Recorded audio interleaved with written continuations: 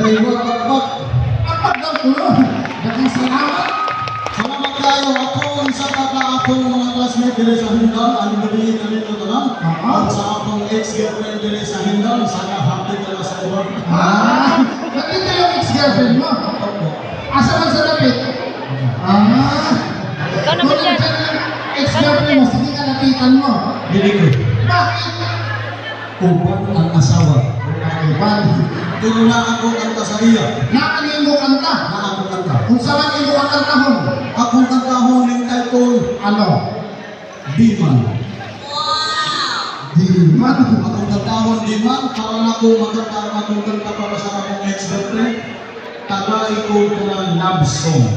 Bibigyan kita ng love song. Love song classmate and mo kanta ko classmate. Yun lang yun ang gagawin ko. Opo. O sige, walang problema ha. Let's go. Love song. Love song. Sige.